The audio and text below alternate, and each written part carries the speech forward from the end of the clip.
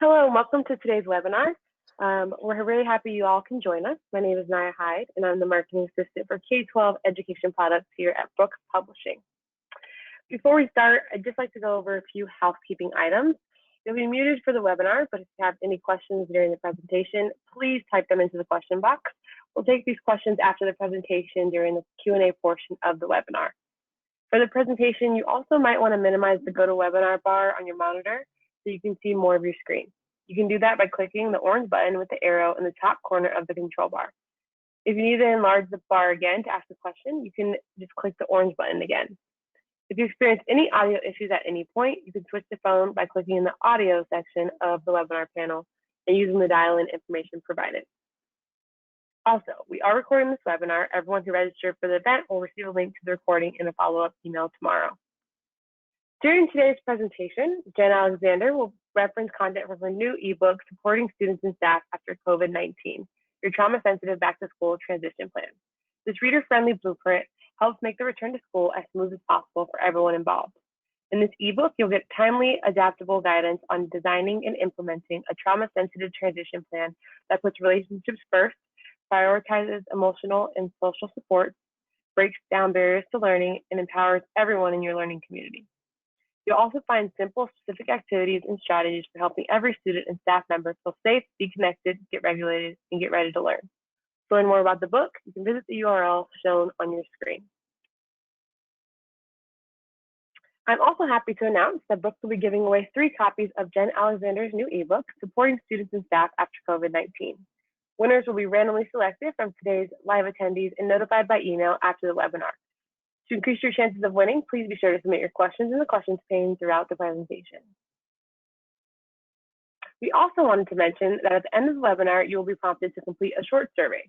We would love to know what you thought about the webinar, and anyone who completes this survey will be entered to win a free ebook. Everyone watching this webinar will also be able to download a certificate of attendance. For those of you watching live, you may download your certificate from the handouts pane.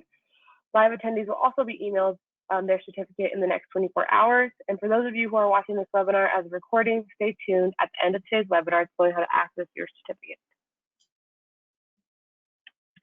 Without further delay, I'm happy to introduce today's speaker. As a former special education teacher and current school counselor in Iowa, Jen Alexander has more than 15 years of experience providing support to young people and the educators who serve them. As a popular teacher trainer, trauma expert, and author, Jen shows fellow educators what works and why when it comes to building trauma-sensitive schools. With a unique ability to connect with students, educators, other helpers, and parents, she is devoted to facilitating school-wide trauma-sensitive transformation through effective professional development paired with school consultation. Jen holds degrees in psychology and special education teaching, as well as a master's degree in professional school counseling from the University of Northern Iowa. She's also a nationally certified counselor and registered school-based play therapist. Thanks for joining us today, Jen. Thanks so much for having me, and it's so good to know that everyone is on with us today. It looks like actually I just lost the screen that shows me the slides. It just went away. Am I still connected? We still hear you. Give us 1 second. We're going to try to get those slides up for you. Okay.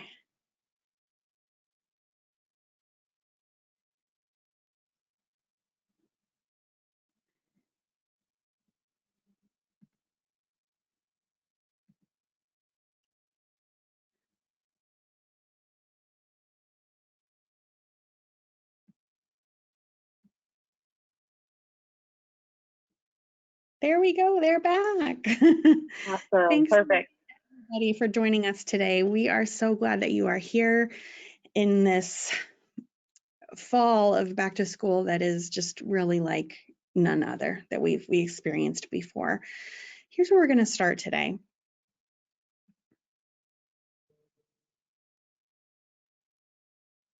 For some reason, it's not letting me advance the slides. There, maybe it just did. Okay.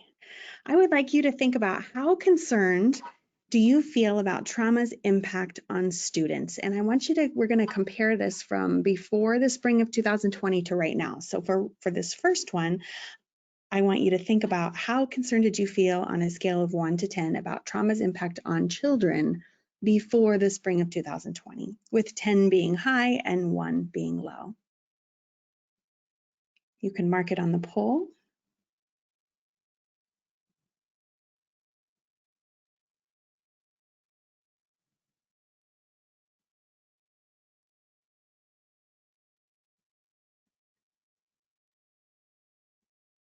And it looks like they're still coming in, which is great, but it looks like the majority of us were somewhere in that 5 to 8 range, which doesn't surprise me.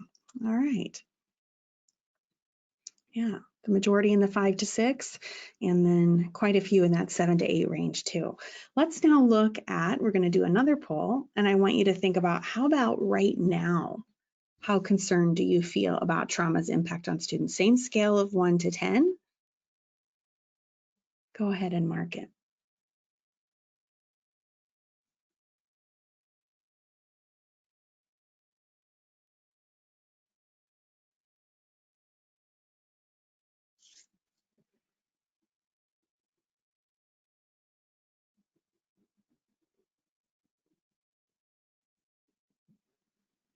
Definitely went up. Now we have a considerable majority in that 9 to 10 range. I am not at all surprised with everything that everyone has been going through across the country, from the pandemic to storms to fires to racial injustice that is causing continued unrest, understandably so, and all the dominoes that have been kind of falling as a result of all of these things. Schools closed in the spring, now they're reopening, and if your state is anything like the state of Iowa where I'm at, those suggestions about how to reopen and how to do that safely have been changing significantly, which just adds stress for educators. So I'm not at all concerned that you are highly concerned right now about how trauma is impacting students. And what I want to share with you is that I was highly concerned about trauma's impact before the spring of 2020. We know from the research that many students in every single school have experienced trauma that is negatively impacting school success. And those adversities and those effects will be here long after we have a vaccine for this virus. So it's something that we all need to be working together to address within our schools. I'm really glad you're here, because that's what we're going to start doing today, particularly in relation to this right here, right now series of stressors.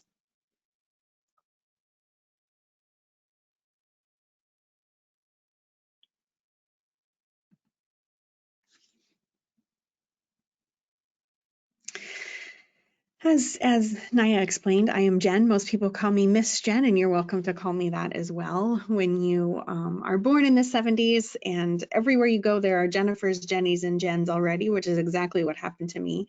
Even in schools, I quickly became Miss Jen, and it stuck, and you're welcome to call me that as well.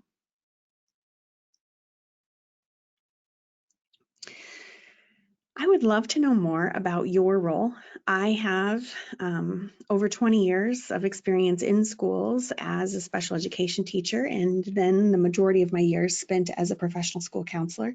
I would love to know what your role in education is. So we're going to have a little poll about that. And if what you see on the options doesn't fit your role, feel free to include it in the chat.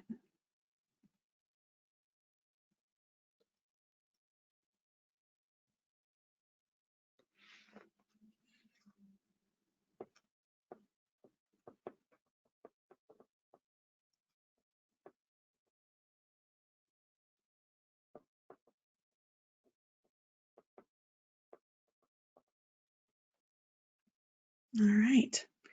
We have early childhood educators here, along with a few administrators and secondary educators as well, and then quite a few people who don't fall in that category. So I would love for you to mark that in the chat if you could, so that I can get a better sense of who's here, and that will help me best meet your needs today.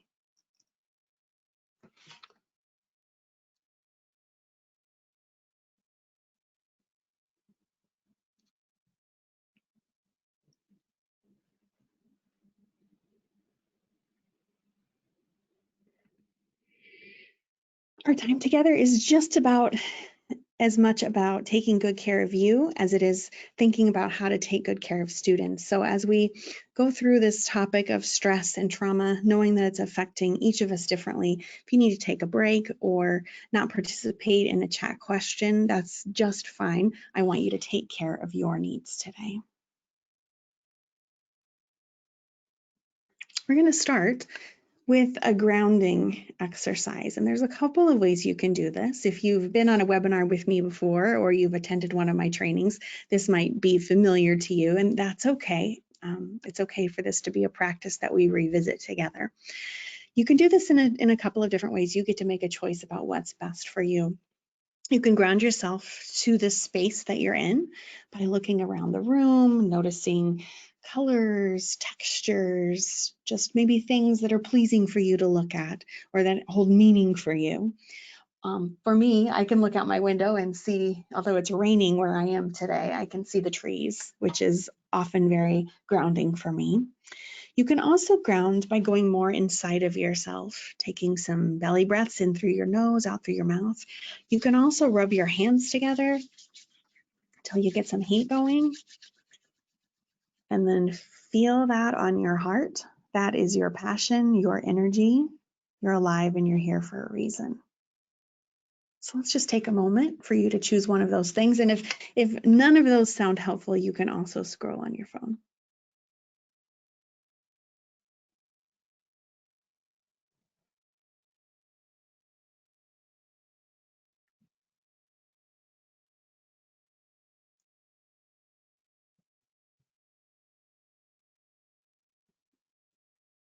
All right, thank you for participating in that if you chose to do so. I hope that you feel grounded in this space right now, focused on the present.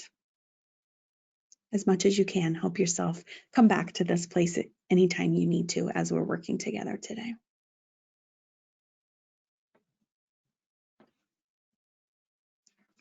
Here are our goals this afternoon. We're going to look at the 4 essentials of trauma-sensitive schools so that I can help you recognize how the stress of the pandemic and reopening schools may impact children and families. At the same time, recognizing that the pandemic is not the only stressor that may be impacting you as well as your students and families. I want to teach you some strategies that will help you notice the need and meet the need right now with students.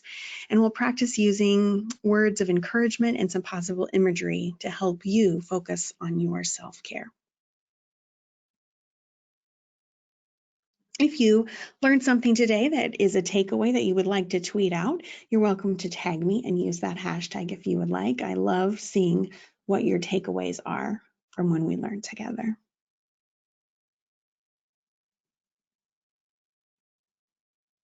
Let's start with talking briefly about what is a trauma-sensitive school. In Building Trauma-Sensitive Schools, as well as the new book, Supporting Students and Staff After COVID-19, here's the definition that I use of a trauma-sensitive school. It's a safe and supportive community that enables both students and adults to feel safe, build caring relationships with one another, regulate their feelings and behavior, as well as learn. It really comes down to these 4 essentials that help us build resiliency for everyone. We need to help every person within our school community feel safe, be connected in positive ways, get regulated using healthy coping skills, so that everyone is ready for teaching and learning. The order matters because without safety, healthy relationships, and the ability to regulate our arousal, meaning our energy and feelings within our body, it's hard for educators to teach effectively, and it's more difficult for students to learn.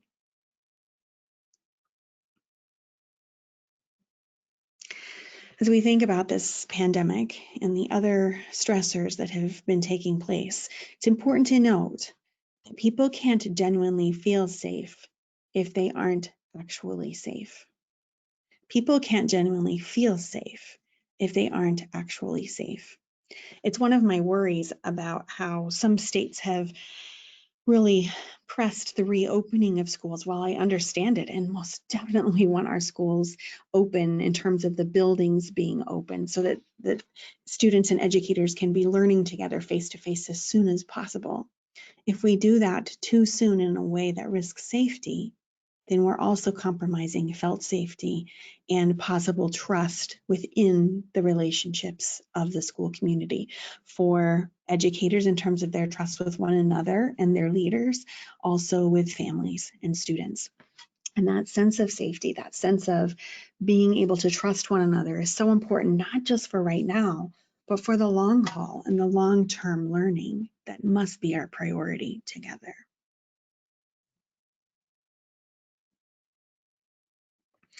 It's also why we need to understand what trauma is so that we can better understand its effects. Here's how I've defined trauma. It's a distressing experience or set of experiences that threatens a person's actual safety or perceived sense of felt safety to such a degree that it exceeds an individual's capacity to cope in healthy ways. So it's some kind of experience. It might be a one-time thing, or it might be a series of experiences that goes beyond the threshold of what that individual is able to tolerate and manage within their physiological stress response system. It means oftentimes that the stressor is too big or it's gone on for too long, and it makes it difficult for that person to cope in healthy ways. The effects of trauma then are individualized and based on lots of different factors that determine our window of tolerance, meaning how much stress we're each able to manage and tolerate on any given point of time. There are many factors that go into that, from our genetics to our general health to our mental health, and to any potentials that we might have that lead us into tendencies of mood disorders or any other kind of difficulty regulating our stress responses. It's also dependent on sleep and our nutrition and our exercise. And it's very much linked with our support system, meaning the more support interpersonally that we have, the bigger the buffer that we have for stress. But we all have limits, and when adversity becomes too big or too much for too long, it definitely can affect us right now, and there can be long-term effects too. That's definitely what we want to try to prevent. And that safety within relationships, that felt safety, that trust, that interpersonal support is such a big part of that, which is why it's very important that we're talking truth together about the realities of what's safe and what's not, so that we're not having those breaches of trust at a time when we're already socially distanced and definitely need support from one another. So what are some examples of things that could be traumatic? Here are some things on this list. You'll notice that the pandemic is there. Any kind of child maltreatment or violence is there. We also have oppression, racism, poverty, war, natural disasters are there as well. All of these things cause trauma, and therefore, as trauma-sensitive educators, not only must we be equipped to respond in ways that help people and give them support as a buffer to that stress so they can begin to heal, but we also need to do our part to work together and change the systems that might be contributing and are contributing to these traumas that occur, so that we don't keep having them at the rates that we're having them now. There are different types of trauma. There's a single event trauma, such as in Iowa, about a month ago, we had a very big windstorm come through. That was a single event trauma. It had a beginning and an end.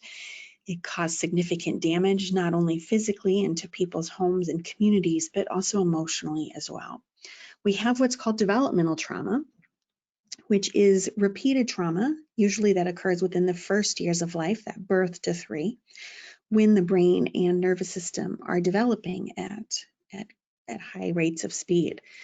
During this time, if trauma occurs in a repeated way, and especially if it's occurring within the very relationships where young children need to be able to trust that their needs will be met, they will be taken care of, and their stress response is soothed, that trauma can impact the way children's brains and bodies develop, which then has an impact on later functioning as well, particularly if intervention is not adequate. Then we have what's called collective trauma. That's an example of what this pandemic is. It's a trauma that's occurring to an entire group of people. It's affecting society now, although different groups are being affected differently. And it will impact most likely the future as well. What we're experiencing right now is not our new normal. We're still in the midst of this collective trauma. Later, when it's over, I don't believe, and most experts don't believe, that we will ever go back to the way things were. My hope is that in working together, if we can come together, we can create eventually a new normal that will be better than what we had before. That's not to erase the hardship, pain, suffering, death, and grief, as well as trauma that's happening right now, not in any way. But there is research to show that when we are able as people to come together and make change, it can have an eventual positive effect as well. Historical trauma is also something that is a trauma. This occurs when an entire generation is traumatized, such as by the Holocaust or slavery. Racism is part of historical trauma, and it's continuing to happen today. Again, as trauma-sensitive educators, we must be equally concerned with preventing traumas within our school walls and within our communities, as well as our nation and globe, as well as responding to the personal traumas and collective traumas that have already occurred.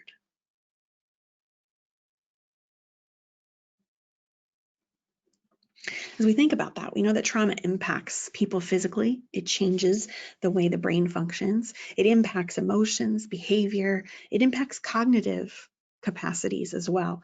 So for instance, in yourself, with the stress that you perhaps have been experiencing this fall and even prior to this fall, you might notice that you're more disorganized or experiencing foggy thinking or having difficulty remembering things.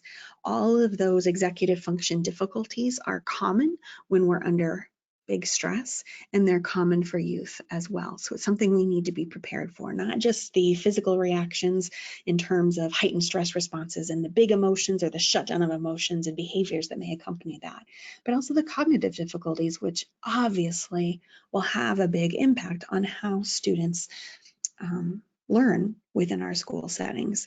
And of course, stress and trauma can impact our relationship with self, relationships with others, and relationships within the entire community.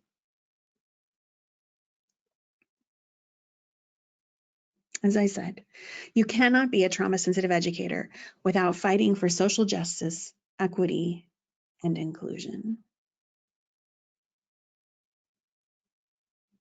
If you're interested in learning more about the topic of racism and how it may be impacting our schools in terms of the effects that are long-standing already there and continuing, but also what we can begin to do about it.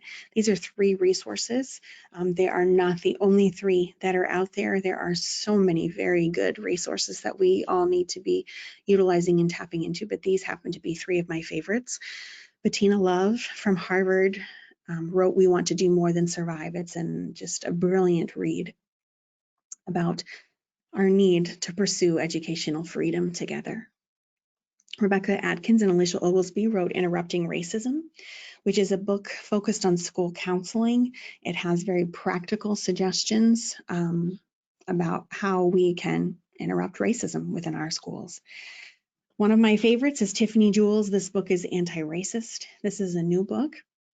It's very colorful inside as well as on the cover, and it takes the reader, including youth from ages about 9 or 10, she would say, and up, into better understanding their own personal identity characteristics and how that is kind of experienced within our systems of power. Also, what we can begin to do about it. It's a beautiful read. If you haven't checked those out, I really recommend that you do so. For now, let's focus on how do we begin to help one another, especially our students, right now with the stress responses that we could be seeing as a result of the stressors that we've already mentioned. First of all, please remember that everyone is doing the best they can in a right now distressing situation. Trauma is hard to cope with after it's over, but this collective trauma isn't over yet. We must tend to ourselves and others. We must be gentle and strong together. How do we do that? One of the ways that I encourage educators to begin this process is to think about how you as an individual, but also as a team collectively, can notice the need and meet the need with your students. It's also what you need to do within yourself and in your teams though too. How do you notice the need and meet the need? So let's dive deeper into what that might actually mean as it relates to the pandemic, other stressors, and school reopenings. One of the ways you can start is by using I feel, I need statements. And if you were present with the webinar, the previous webinar that I did with Brooks, we had a session focused on educator feelings and needs. And this is where we started. We're also going to start here today, although it's going to be briefer. And we're then going to spend the majority of our time really looking at how might students feel and what might they need. But as always, it's important to start with ourselves. So here's what I want to invite you to do. Over in the chat, if you would like to, you are welcome to type a statement that goes with the first statement there of I feel. Maybe you want to use an expression of something you feel in your body, like I kind of feel that my cheeks are kind of warm and hot and I feel the heat there. Maybe you want to focus more on the emotions that you're experiencing. Things like worries or even excitement about being with kids again. Maybe you want to use a color line or shape to describe what you're experiencing there. Go ahead and put your I feel there for us.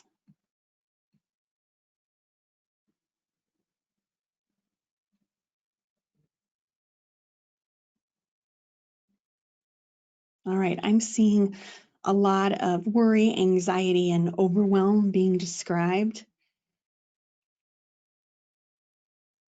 Uncertainty. I'm also seeing people say they feel drained, exhausted, more shut down. All of this makes sense. And what we'll find with students is they might feel one of those extremes too.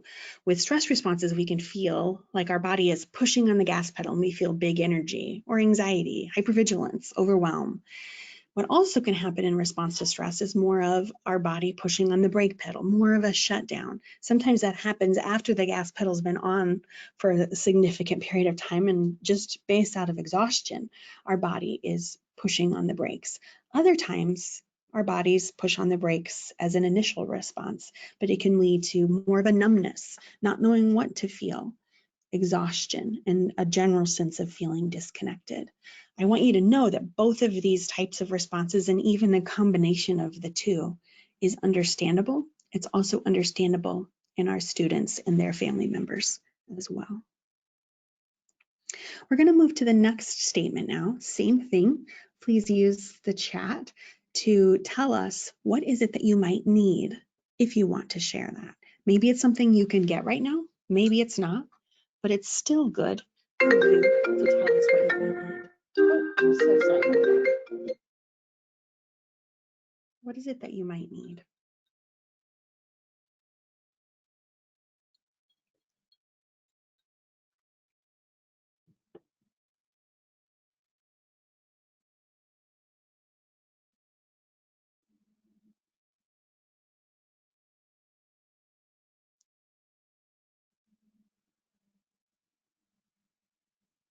I'm seeing lots of need for a break, time, things to slow down because you're experiencing a lot coming at you.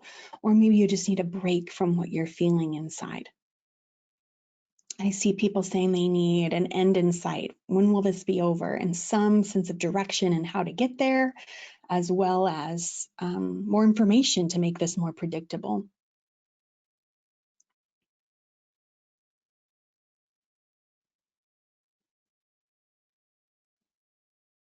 All of that makes sense. I also see comments coming in about needing help and support. Do you see how the 4 essentials are already starting to come up here? When we're looking for kind of an end in sight and we're looking for predictability and we're looking for answers to things, that's all about safety. When we're looking for support, that's all about connection. And when you are asking for breaks and for something to soothe what you're experiencing inside, you're talking about regulation. So you're needing the exact same things that any people need when they're experiencing a lot of stress. And that's why focusing on these 4 essentials is the way to go. Thanks for sharing about that. I appreciate that.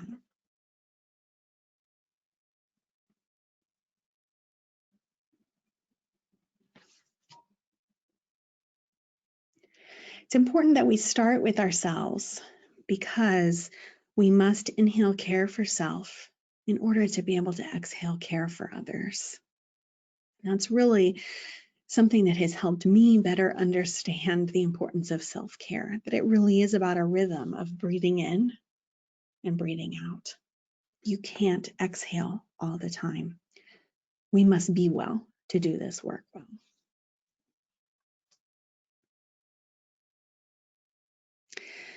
Let's kind of go outside of ourselves now and start to think about how might this collective trauma impact youth feelings and needs. Well, I believe that we can ask them and then listen. Sometimes as educators, we take on too much responsibility to try to be guessing and meeting the needs of our students instead of helping them to feel empowered and to use their voice within relationship to express their feelings and needs. And asking questions is one way to help get that process started. Here are 3 questions I would encourage you to use. If you purchase the ebook, you actually can download a poster of this that you can print off and have in your classroom as a reminder for yourself. You can also use it to teach students how to use these questions with one another. What do you feel? What do you need? How can I help? That's not to say that kids will always be able to put their feelings and needs into words, but allowing the process to unfold, modeling expression ourselves, letting kids see us feel things and talk about it is important. That's not to say that kids benefit from seeing us overwhelmed. That is not the case, and they can feel overwhelmed then in response to us. But it is important for them to experience us in relationship, having emotions, and you modeling that and being a real person shows them that it's okay for them to be real and share their emotions too.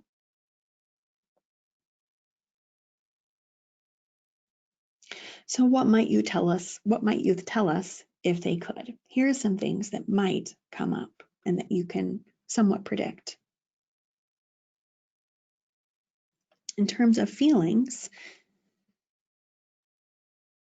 students are going to feel the same worry and overwhelm and perhaps feeling scared and unsafe as adults are as it relates to the virus and all of the other types of adversity that are occurring.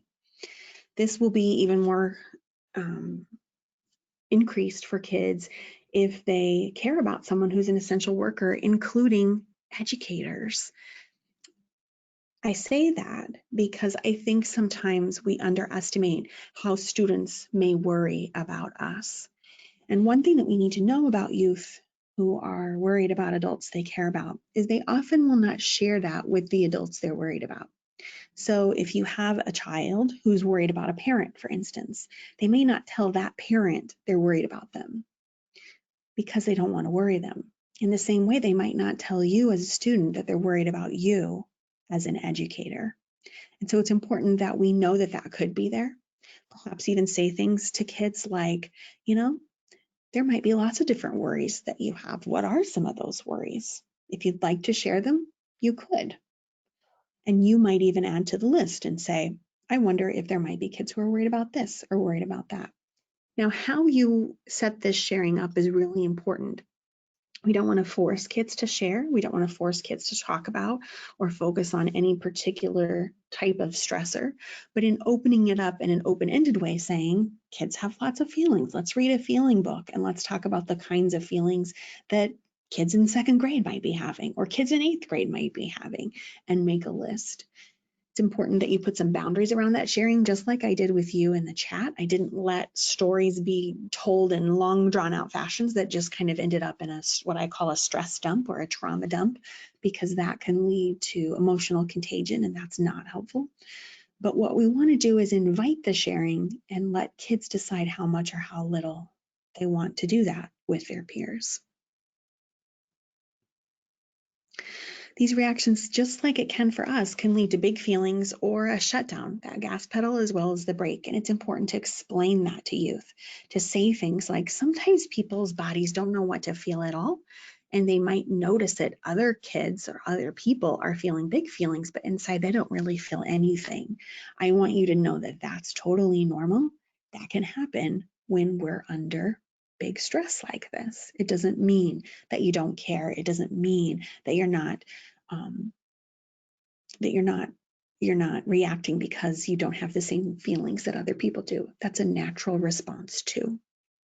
And of course, we need to recognize the loss of control and the lack of time with friends that could contribute to these emotions and reactions as well.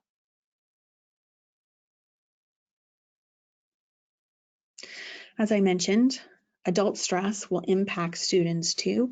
We want to limit media exposure so that kids are not hearing that on repeat. It's actually good for us not to hear that on repeat as well. And to put boundaries around the sharing. It may mean that you use some sentence sims like I did with you. It may mean that you use an open-ended journal prompt and let students take that where they want to, and they don't share that with the entire group. Giving options is really important.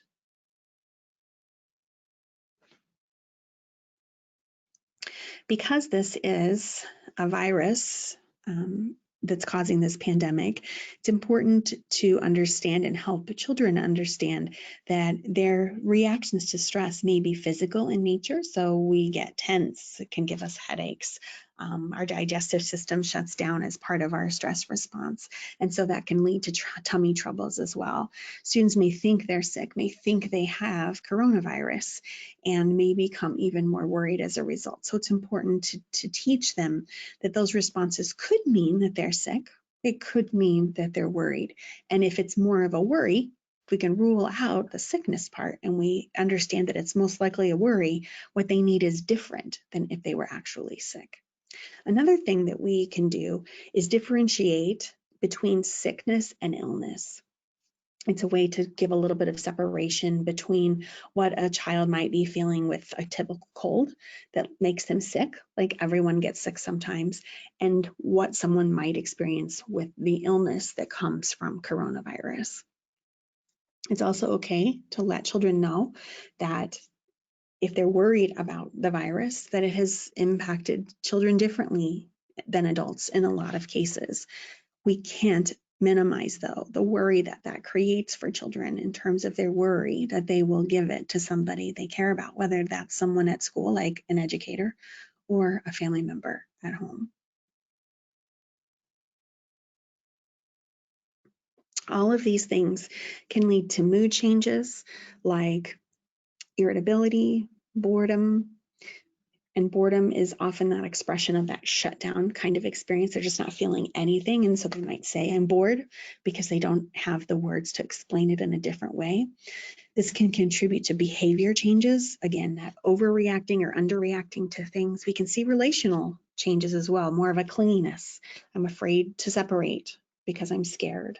Or withdraw. I'm afraid to get close because we lost school last year and I'm afraid to trust it again this fall. Again, there can be cognitive changes too, forgetfulness, memory problems, difficulty focusing, feeling distracted, having trouble organizing thoughts as well as one's space in things. And all of these things can contribute to sleeping and eating concerns. We also have students, though, who did well during schooling that was happening at home during the crisis and who may not want to come back to school. And then we're going to have students who are so excited to be back and they're not particularly worried. We will see all of those different reactions. And it's important to let everyone know that it's okay that not everybody is responding in the same way. So now I want to take a look at how can we use those 4 essentials to help us help kids with these feelings. How can we help meet their needs according to those 4 essentials? As a reminder, those 4 essentials are to help youth feel safe, be connected, get regulated, and learn.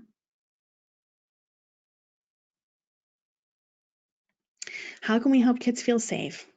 Be with them, meet their needs, give them truthful information, not too much, not enough, but what's just right for them developmentally.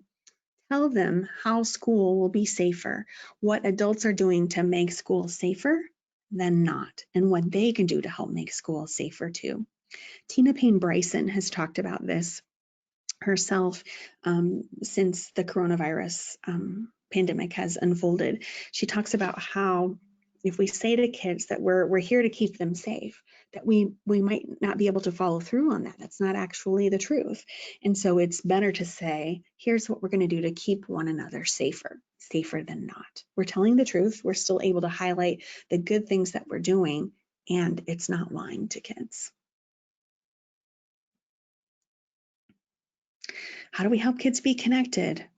Understand that they need to connect, not only with us, but with their friends. We need to listen more than we talk. Be there with them. Understand that some kids might have a hard time separating from their families.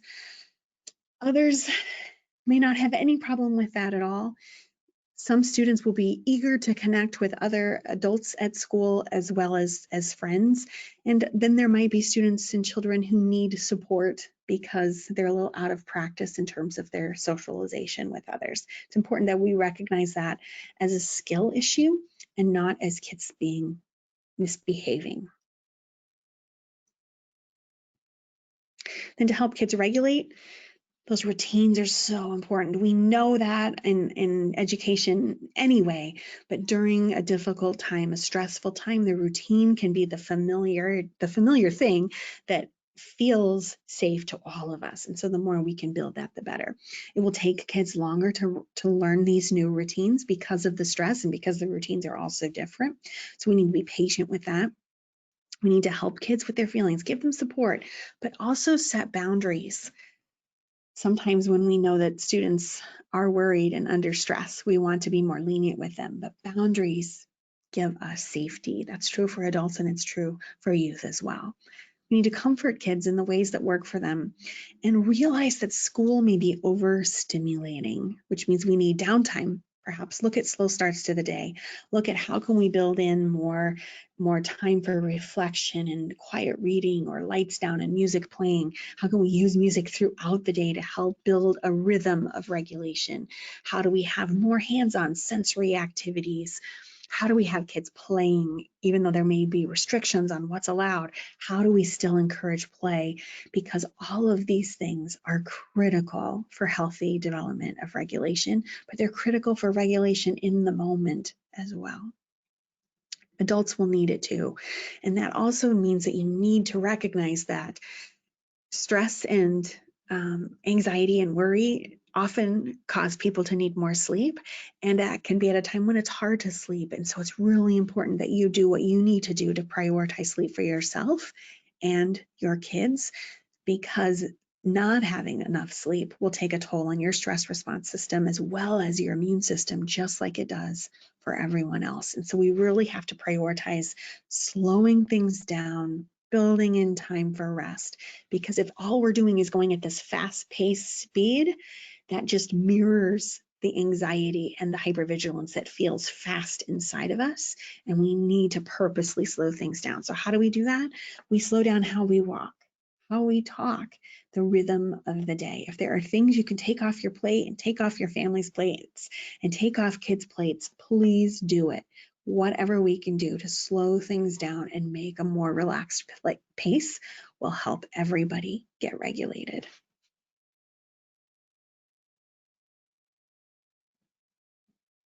And then how do we help one another learn? Answer questions, clear up misunderstandings, and give kids gobs and gobs of choices in everything they do.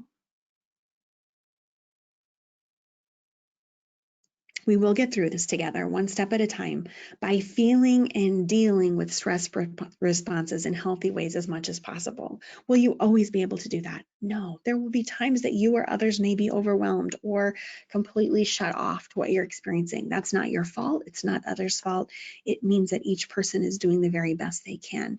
But our goal is to help everyone feel and deal in healthy ways as much as possible. So how do we do that? How do we make decisions that help us do that? Part of it is noticing the need and meeting the need. It's also anticipating the need and then trying to meet the need with our kids and ourselves and our teams.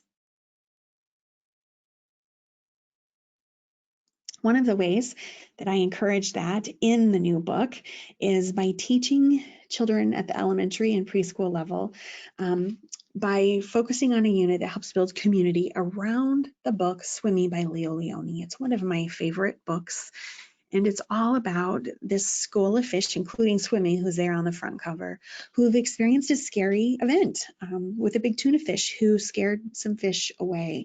And as Swimming comes out to swim in the ocean again, he encourages another school of fish to come out and join him, a new school of fish, and they're too scared.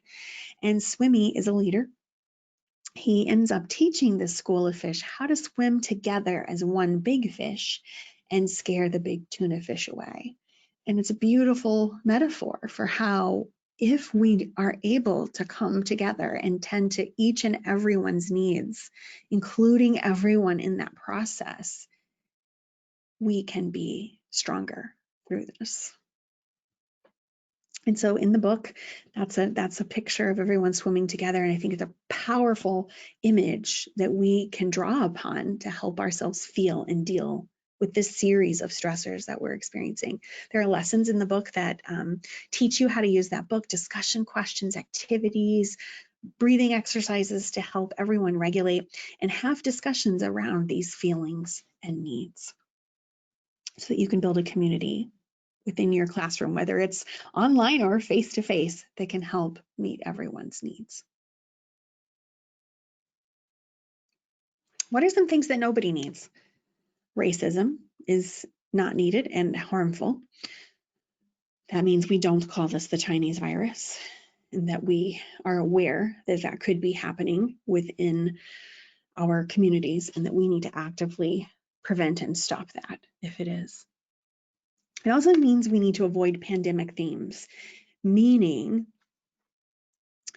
if we're going to use an image of a mask as part of a teaching tool or a poster that teaches the steps of how to wear a mask, or we're going to show an image of the coronavirus, the actual virus, as part of teaching about the virus, that's absolutely okay as part of instruction and establishing routines that help keep people safer.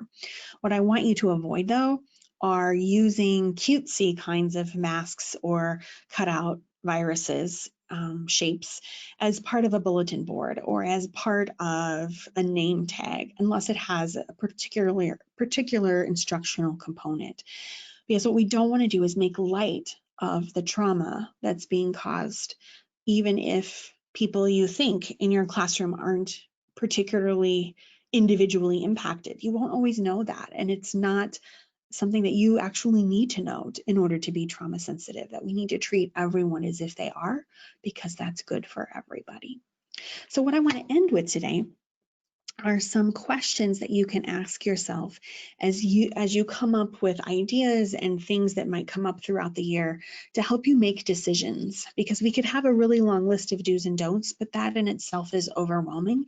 I would rather give you some tips for how you can think through some of the decisions that you make, recognizing that you might make mistakes sometimes. It's okay to own that. Say, you know what, I thought this was going to work and it didn't have the impact that I thought that it would. And it's important that I acknowledge that and change course and apologize if I need to. So we're going to take a look at some of these questions now. There's 4 of them, one to go with each of the essentials of building a trauma sensitive school. So the first one is, could this decision cause harm? So in thinking about that, I'll give you an example here in a moment, but what you're going to ultimately do is think about that worst case scenario and then ask yourself, could this decision cause harm? If the answer is yes, that it could, then you don't do it, and you actually don't even need to ask yourself the rest of the questions. Anytime you get an unhelpful answer, you're going to abandon that decision because it could be harmful. Here's the next question, though. Relates to connection.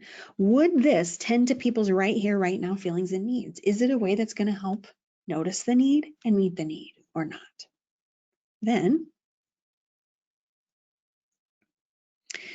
is it just right for promoting regulation and a readiness for teaching and learning? We'll talk a little bit more about what that means. And finally, will this help students learn?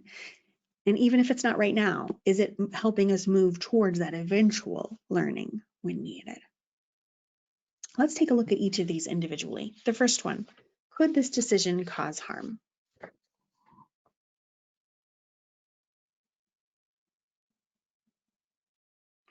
First, imagine a worst case scenario.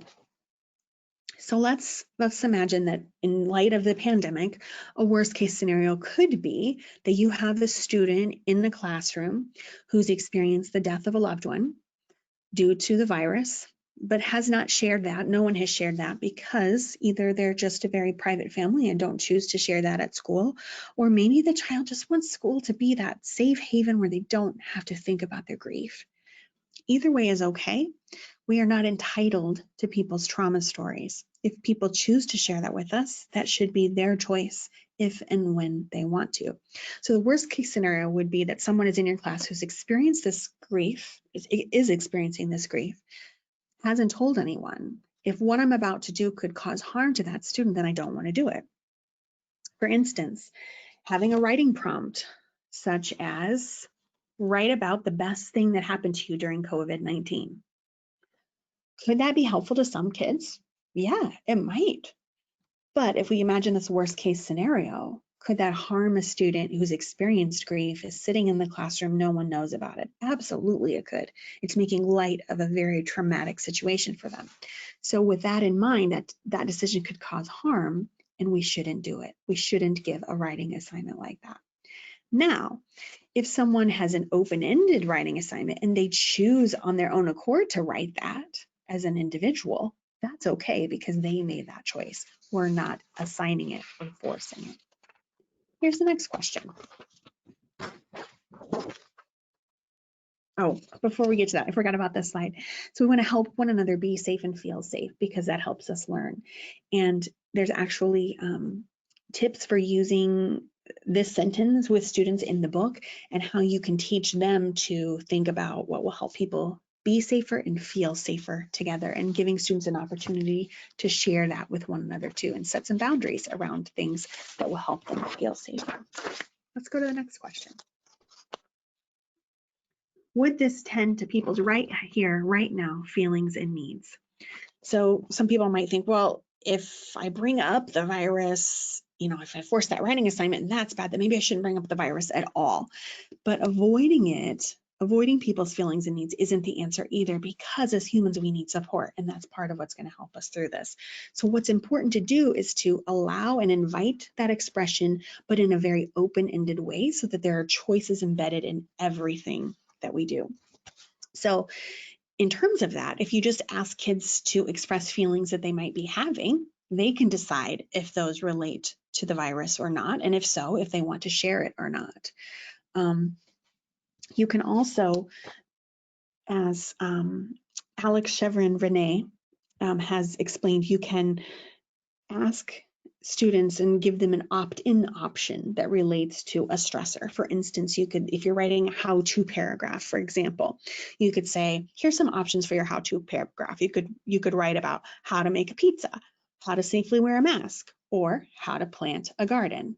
And students can choose any of those and be ready to roll.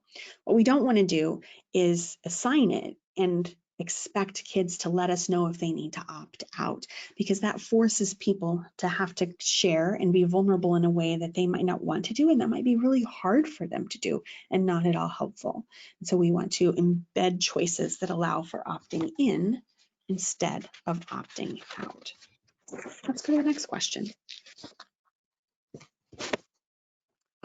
And as part of the options in the book, as you talk about feelings and needs in the lessons, there's an activity where students can make individual fish to reflect their identities as much or as little as they want to, and their feelings as much or as little as they want to too. And there's an activity that then you can do with those as part of classroom community building. Let's go to the next question. We ask ourselves, is what I'm doing or that we're doing, is it just right for promoting regulation and readiness for teaching and learning?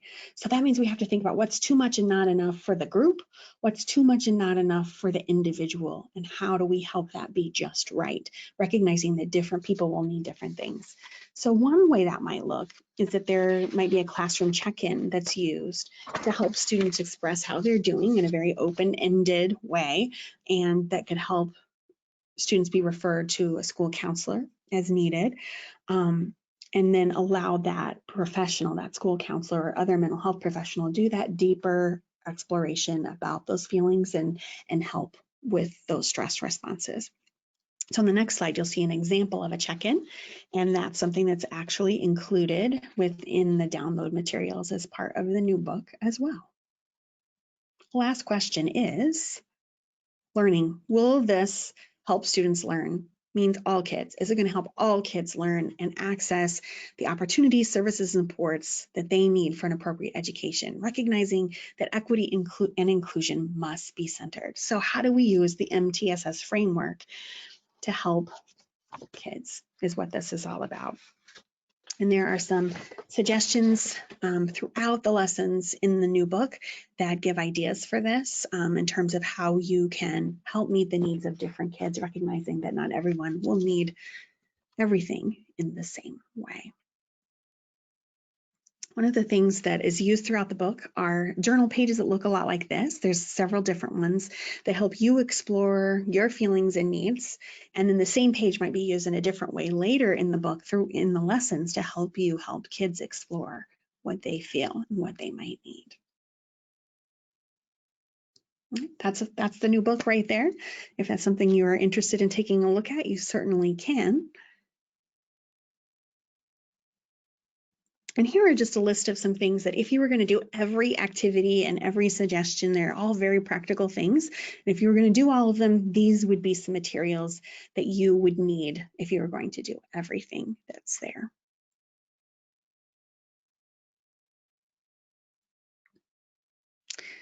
So Naya and Brianna, I have an idea of something we could do for self-care at the end. I realize we're a little bit short on time. So let's take questions now, and then I'll let you decide if you think we have time for the little bit longer self-care, maybe 5 minutes, or if we need to do a really short version of that, we can as well. Yeah, I think that would be really nice. I have a few questions we'll ask you, and then we can go on to that self-care for sure. Great. So the first question is, do you have any suggestions or strategies on how to educate parents or family members on trauma? Yes, great question.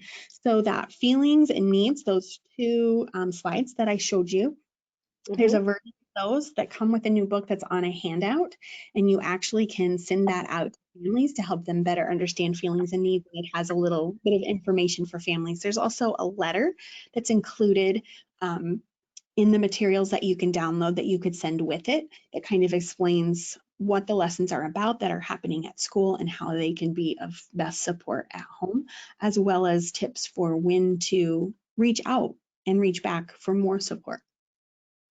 Awesome. So check out that book, everyone. Another question, what do we do if students shut down and don't want to do schoolwork at all and return to sit for longer times and don't ask for help? Yeah, that can definitely happen. And there can be lots of different reasons that that's happening. And I think my biggest piece of advice is to be curious about that, right? To be open to what are the different possibilities that could be causing that, rather than jumping to a conclusion or assuming that we understand what it's about.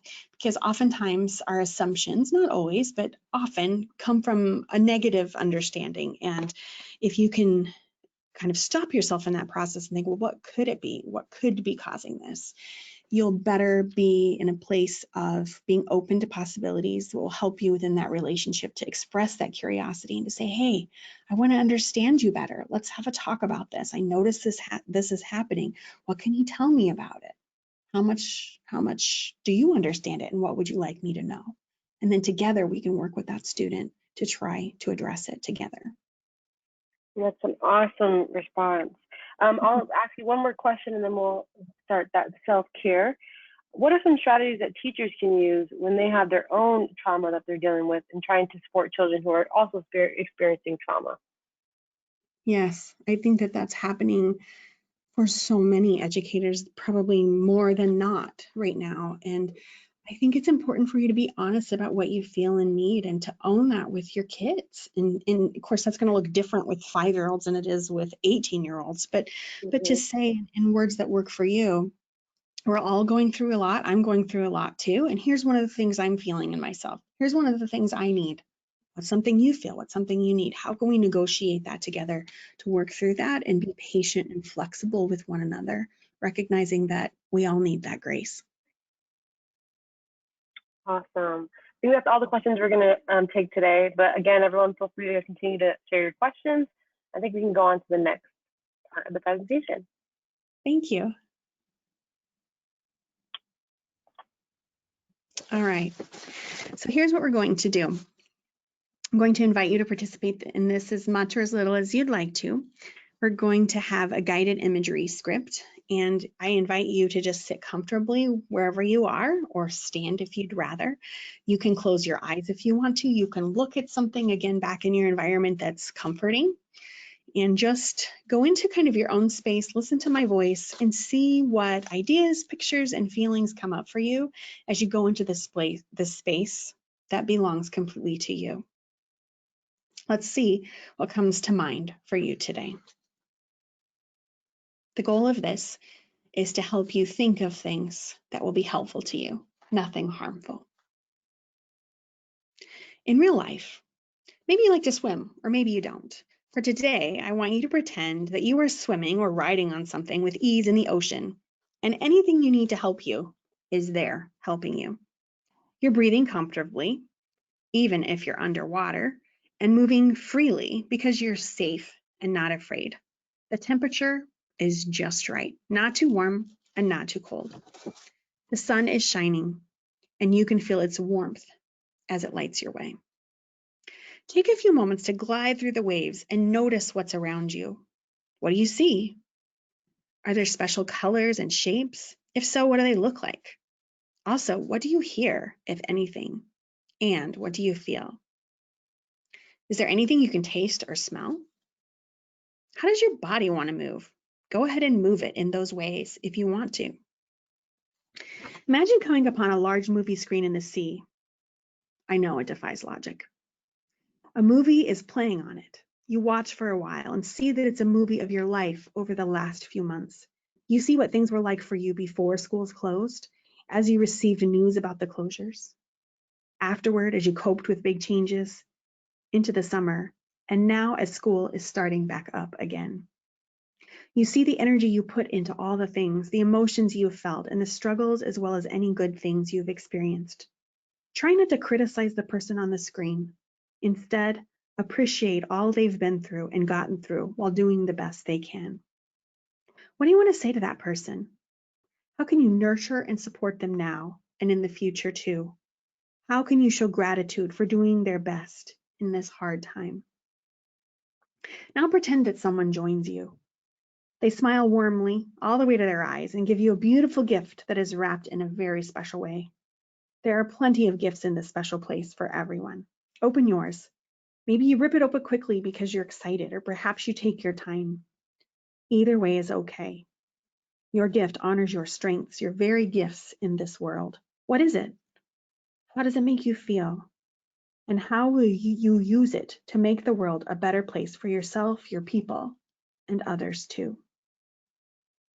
It's okay if you don't have these things figured out today because you have these gifts inside of you already.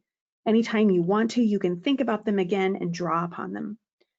For now, when you're ready, Open your eyes if you need to and rejoin the space where we are together.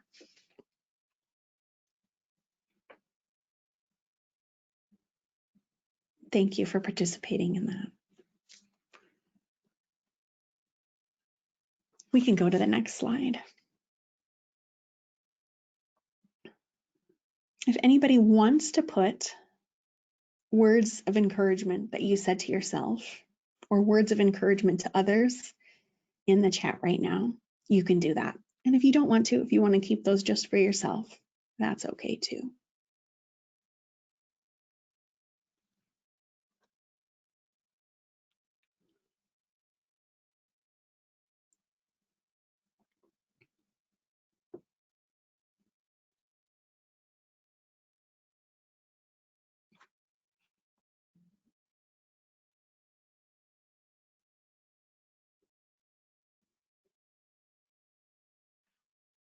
All right, we can go ahead and go to the next slide.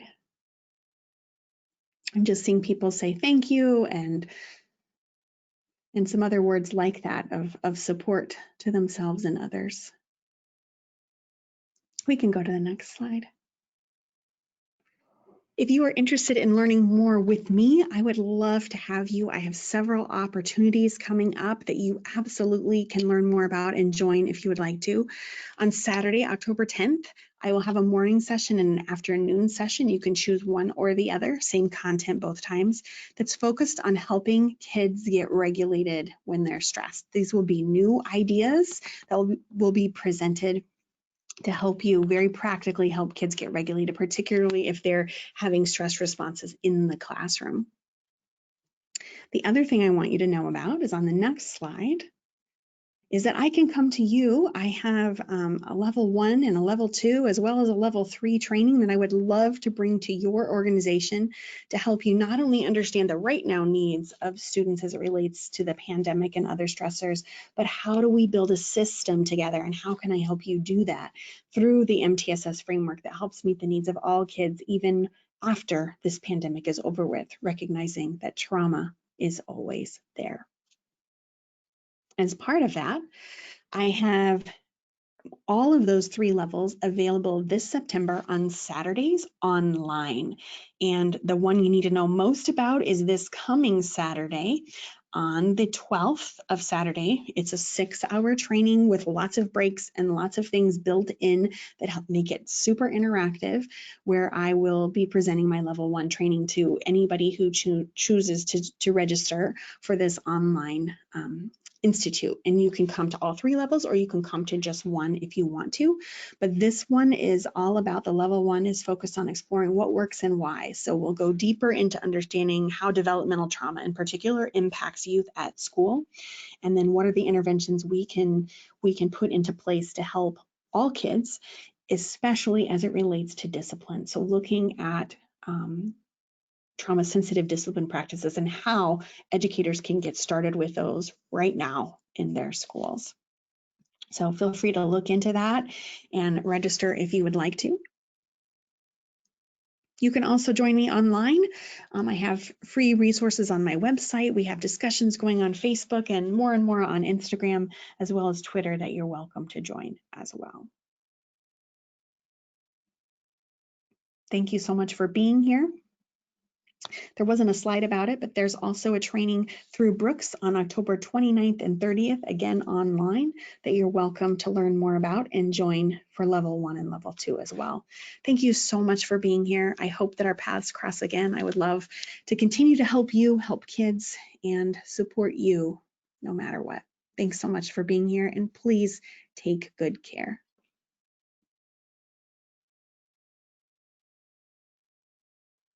Thanks so much, Jen. I really appreciate you taking the time to present to everyone today. I just want to remind everyone before we end that you will be prompted to complete, or you can access your certificate of attendance.